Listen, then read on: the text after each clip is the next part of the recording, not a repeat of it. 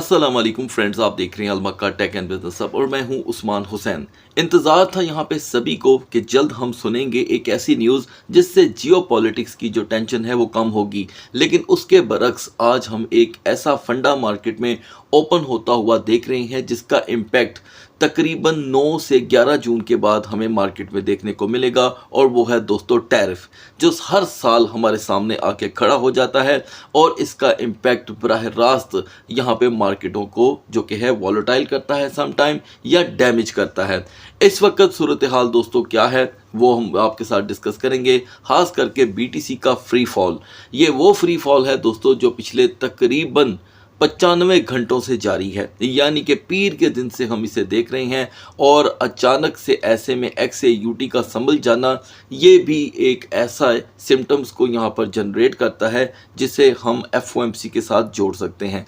लिहाजा दोस्तों फ़िलहाल जानने की ज़रूरत है हमें एक नए टैरिफ के बारे में, जिसको अब यहाँ पर सबके सामने खुल के आना है और तकरीबन 60 से 75 मुल्क इसकी लपेट में आएंगे। इस टैक्स की लपेट में ये किन किन पे लागू होगा इस पे हम बात करेंगे। और ज़ाहिर बात है मार्केटों ने साल 2024, साल 2025 में भी इसको बर्दाश्त किया और अब साल 2026 की बारी है दोस्तों।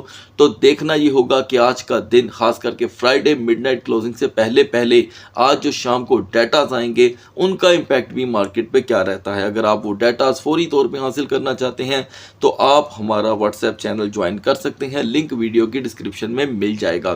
तो दोस्तों यहाँ से आगाज़ कर लेते हैं, लेकिन एक रिक्वेस्ट है, वीडियो को लाइक कर दीजिएगा ताकि ये दूसरे दोस्तों तक भी अपनी रीच इख्तियार कर सके।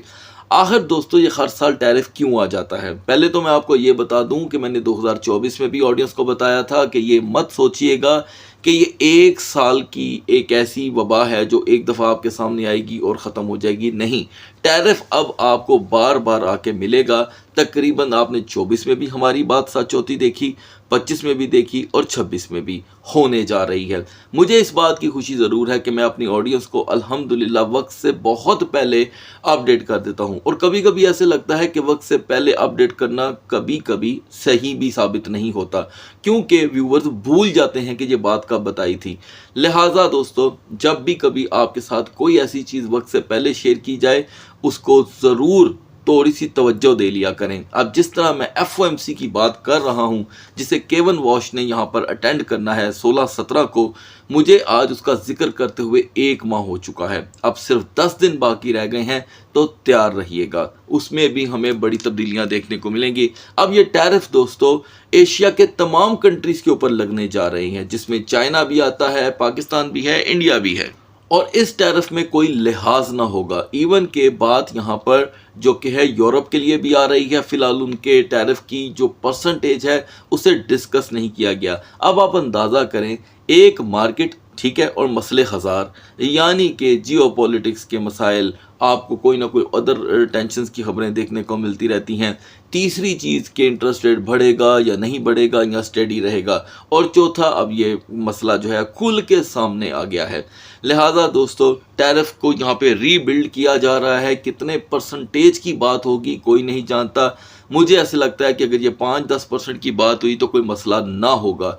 अगर ये कहीं 15% से ज़्यादा तजावज़ की बात हो गई कि इससे ज़्यादा आगे बढ़ने की तजवीज़ पेश कर दी गई, तो मैं समझता हूँ एक और झटका मार्केटों में आ सकता है। अब इन सारी चीज़ों के साथ साथ अच्छी चीज़ें भी डिस्कस कर लेते हैं जो मार्केट के हक में हैं। DXY इंडेक्स का ब्रेक कर जाना, तकरीबन 0.17% तक ये ब्रेक कर गया है। ये अभी तक मार्केट के हक में है, जिस तरह के इसके रिजल्ट्स शाम 5 बजे की रिपोर्ट के बाद देखे जा सकते हैं। ये ऑटोमेटिकली मज़ीद बेनिफिट तब देगा जब ये 99.00 को ब्रेक कर देता है। सपोज़ आज का डाटा अगर 99.23 को ब्रेक करने में कामयाब हो जाता है तो उम्मीद है कि हम 99.00 पे जाएंगे, जिसका आल्ट कॉइन्स में कुछ इम्पैक्ट आ सकता है। लास्ट में अपडेट करता चलूं दोस्तों, WTI क्रूड में और ब्रेंट में किसी किस्म का कोई इजाफा देखने को नहीं मिल रहा। WTI क्रूड में 0.39 सेंट की कमी है, ब्रेंट में ना होने के बराबर कमी, लेकिन कमी कंसीडर की जाती है 0.09 की। अब ये 0.09 का मतलब ये हुआ कि मार्केटों ने अभी तक ये जो नए सीज़ फायर की बातें हो रही हैं उसका कोई असर ज़्यादा अभी हजम नहीं किया। मार्केट अभी इस चीज़ को जो कि है सीरियस नहीं ले रही, क्योंकि इस दरमियान कुछ ऐसी खबरें भी सामने आ रही हैं जहाँ पर कहा ये जा रहा है कि ये खिलाफ वर्जियाँ हो रही हैं। तो लिहाजा दोस्तों एक तो ये बात आपको बता दूं कि व्यूवर्स में से बहुत से व्यूवर्स ऐसे हैं जो अपना कंसर्न शो करते हैं कि उस्मान भाई इन ख़बरों को हम सेवरल टाइम अदर्स चैनल पे भी देख लेते हैं। दोस्तों ये वो ख़बरें हैं जो आपको सेवरल चैनल पे नहीं देखने को मिलेंगी। क्यों? क्योंकि इनका बराह रास्त ताल्लुक जो है वो तजारती सेक्टर्स के साथ होता है और मोस्टली जो आपको न्यूज़ मिलती हैं वो मिले जुले रुझान के साथ आपके सामने आती हैं। और इसी के साथ आपको दोस्तों अपडेट करता चलूं कि उम्मीद की जा रही है कि 10 से 15 जून के करीब करीब जो कि है यूएई और ओपेक अपने ऑयल के प्राइसेस में कमी करेंगे। अभी तक इसकी ऑफिशियल कोई डेडलाइन नहीं आई, ये भी मैं आपको बता दूं, ठीक है। क्योंकि आज की दुनिया में जहां पर हम सांस ले रही हैं यहाँ पे रूमर्स काफ़ी देर तक घूमते रहते हैं, तो इसे हम फिलहाल रूमर भी कंसीडर कर सकते हैं। ये खबर आपको डिफरेंट वेबसाइट्स चैनल पे देखने को मिल रही है, लेकिन इन कंट्रीज़ की तरफ से बाकायदा तौर पे अभी कोई डेट अनाउंस नहीं हुई। मैं ये समझता हूँ कि जैसे ही डेट अनाउंस होगी एक बड़ा फ़र्क आएगा और हम भी आपको इसके बारे में फ़ौरन बताएंगे, इसलिए कि इंतज़ार है सबको। जून का बहुत ही ज़्यादा यहाँ पे तस्करा पहले से हो चुका है। इसकी एक और भी बड़ी वजह हो सकती है कि इंतज़ार था इस चीज़ का कि बजट के जो सेटलमेंट है टैक्सेस की वो भी सामने आ जाए। किन ममालिक की? इंटरनेशनल ममालिक की। I am not talking about Pakistan. So guys बढ़ते हैं मार्केट की तरफ। सभी दोस्त ये जानना चाहते हैं कि आखिर ये फ्री फॉल कहाँ पे जाके रुकेगा। तो दोस्तों मार्केटों को आज जितना टाइम हो गया है ज़रूरी ये होगा कि बीटीसी पहले अपनी पोटेंशियल शो करे। तो अभी हम बीटीसी के तज्जिए के लिए कैंडल चार्ट पे चलेंगे, जानना बहुत ही ज़्यादा ज़रूरी होगा। अगर हम यहाँ पे कैपिटलाइजेशन की बात करें तो इस वक्त क्रिप्टो मार्केट की कैपिटलाइजेशन रिकॉर्ड हद तक गिर चुकी है, यानी कि हम इसका अक्सर मुकाबला गोल्ड मार्केट के साथ किया करते थे। तो गोल्ड मार्केट जो इस वक्त 35 ट्रिलियन की मार्केट है, उसके मुकाबले में उसके साथ खड़ी मार्केट जिसे बहुत इमर्जिंग कहा जाता है वो 2 ट्रिलियन के पास आके खड़ी हो गई है, बल्कि 2 या सवा 2, जहां पर इसके पांव मजबूत होते दिखाई नहीं दे रहे। हमने पिछले दिनों 1000 बार एक बात सुनी जिसे क्लैरिटी एक्ट बोल रहे थे। लिहाजा दोस्तों क्लैरिटी एक्ट में एक और चीज़ शामिल थी कि मार्केटों में इतनी मैनिपुलेशन नहीं हुआ करेगी।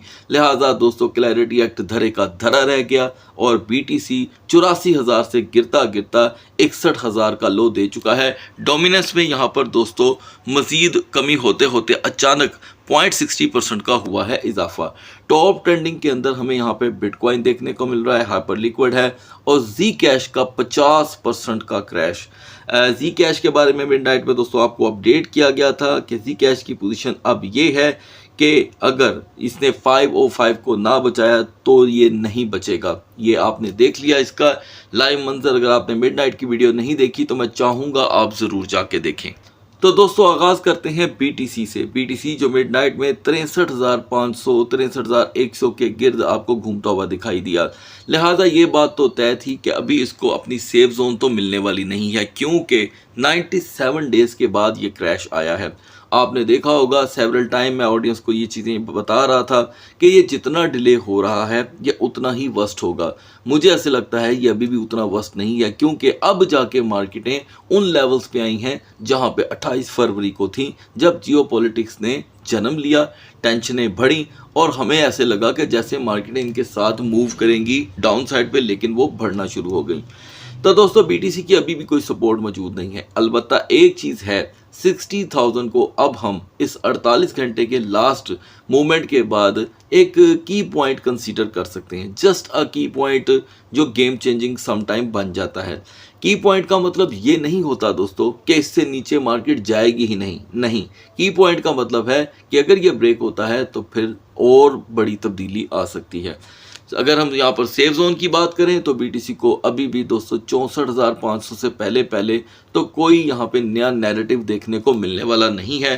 अदरवाइज हम अंडर द 63,000 63,500 ही मूव करते हुए रहेंगे और अभी भी बीटीसी से फ्री फॉल ख़त्म नहीं हो रहा। अगर बीटीसी से फ्री फॉल ख़त्म नहीं हो रहा तो दोस्तों फिर इथीरियम किस खेत की मूली है। इसलिए कि इथीरियम जो मिडनाइट में 1760 पे था, अर्ली मॉर्निंग में एक और डिप आया और हम 1623 का लो देख चुके हैं। याद रहे कि अब ये बहुत ही करीब है अपने ऑल टाइम लो के बाद, जो हमने तकरीबन 1.5 साल पहले देखा था 1520 या 1530 के करीब।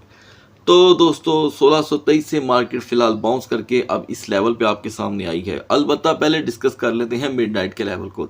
1758 और 50 को इसकी सपोर्ट कंसिडर किया गया था, जिसके ब्रेक होने की शक्ल में हम 1720 का लो देखेंगे।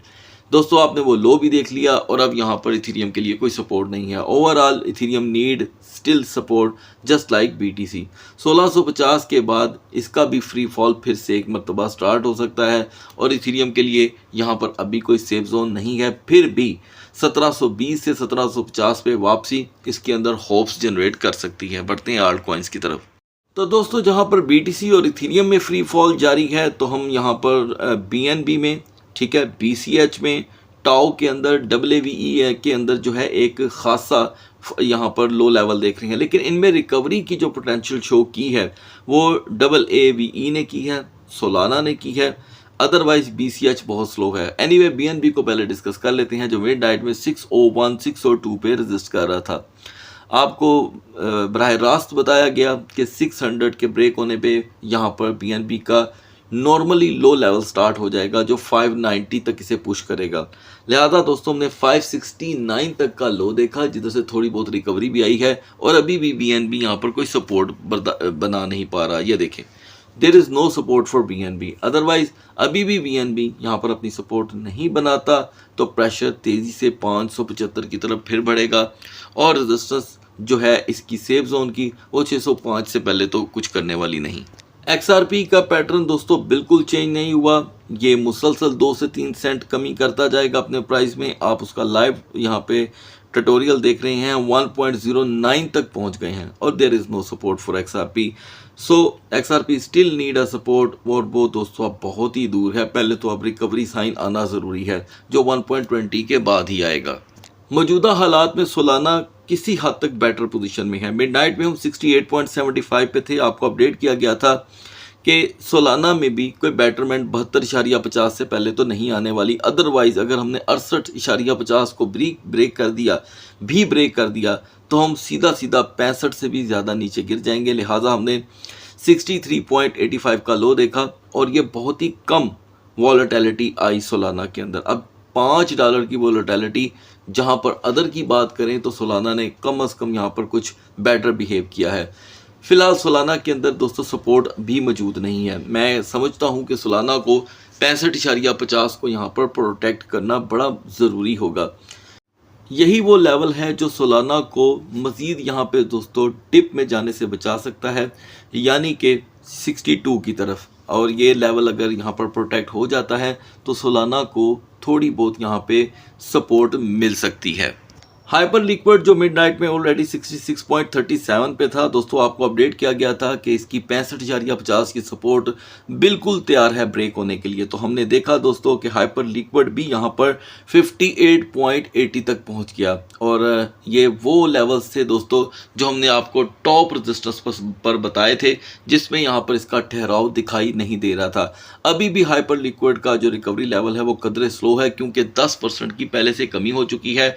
टेम्पररी तौर पे अगर इसकी किसी सपोर्ट को कंसीडर कर भी लिया जाए तो 60.50 एक टेम्पररी सपोर्ट हो सकती है।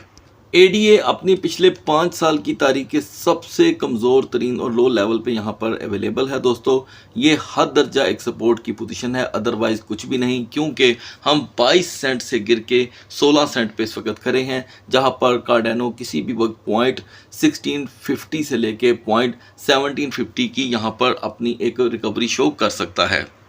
इसी के साथ XMR ने 350 के अपने लेवल को दोस्तों ब्रेक किया, जिसके बहुत ही ज़्यादा चांसेस थे, 65% चांसेस थे इसके। और यहाँ पर XMR जो टिप लेकर के दोस्तों वापस आ रहा है, उस लेवल को हम यहाँ पर तकरीबन 318 और 310 के करीब देख रहे हैं, क्योंकि डिफरेंट एक्सचेंजेस पे इसका डिफरेंट लो देखने को मिला। और अभी रिकवरी का लेवल अभी भी स्लो रहेगा, क्योंकि ये सपोर्ट बहुत ही कमज़ोर है। सपोज अगर हम 325 को यहाँ पर ब्रेक करते हैं तो पहला प्रेशर 320 की तरफ आ सकता है। इसी प्रेशर को दोस्तों टाओ भी यहाँ पर फ़िलहाल बर्दाश्त नहीं कर सका। 219 से रिजेक्ट होने के बाद एक 6 से 7 महीने के लंबे अरसे के बाद टाओ ने फिर से यहाँ पे 193 का लो देखा और उम्मीद की जाती है कि टाओ 195 तक अपनी सपोर्ट बना लेगा। अगर हमें ये सपोर्ट देखने को मिल जाती है तो टाओ में 210 और 215 का यहाँ पर एक नॉर्मल रिकवरी लेवल देखने को मिल सकता है। अलबत्ता अभी करेक्शन का सिलसिला जारी है, क्योंकि दरमियान में इवनिंग टाइम जो रिपोर्ट्स आनी है वो बहुत ही अहम होंगी, इसलिए कि उन्हीं रिपोर्टों के तहत ये पता चलेगा कि सैटरडे और संडे का बिहेवियर कैसा रहे। बात कर लेते हैं XAUT के बारे में। इससे जुड़ा हुआ एक बहुत ही बड़ा सवाल भी यहाँ पर देखा गया, उसे भी हम यहाँ पे एड्रेस करेंगे कि पूरी मार्केट पिछले तकरीबन 95 घंटों से क्रैश कर रही है, लेकिन XAUT हमें मुसलसल यहाँ पर तसलसल का शिकार दिखाई दे रहा है। देखिए गाइस, ये चीज़ें कुछ समझने से ताल्लुक़ रखती हैं। आप बहुत अच्छे से जानते हैं कि टोकनाइज्ड का दौर है, सारी दुनिया टोकनाइजेशन की तरफ जाना चाहती है, लेकिन इसके रिज़ल्ट से वाकिफ़ नहीं है। ये आज की तरक्की का समझ लें सबसे बड़ा एक नेगेटिव पॉइंट है कि हम तरक्की तो करना चाहते हैं, लेकिन साथ साथ हम ये भूल जाते हैं कि हर एक तेज़ असर चीज़ वो साथ साथ अपना नुकसान भी लेकर आती है।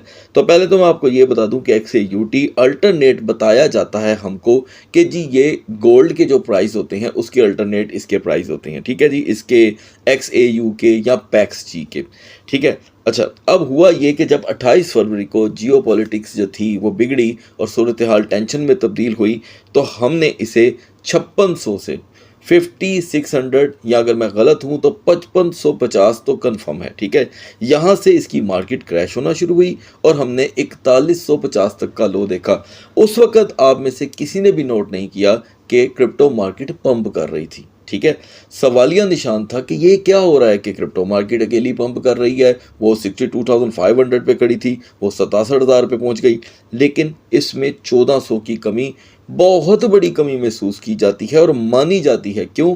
क्योंकि गोल्ड तो गोल्ड है जिसकी 5000 साल पुरानी हिस्ट्री मौजूद है, और क्रिप्टो की हिस्ट्री यहाँ पे दोस्तों 10 और 15 साल की भी नहीं। और उसको कितना मार्केट के अंदर तनकीद का सामना रहता है आपसे ज़्यादा कौन जानता होगा। एनीवे, तो अब की बार क्या है कि आपको XAUT बहुत ही कंसोलिडेट दिखाई दे रहा है, ठीक है, और दूसरी तरफ क्रिप्टो मार्केट वापस अपने लेवल पे आ गई है। कहाँ पर?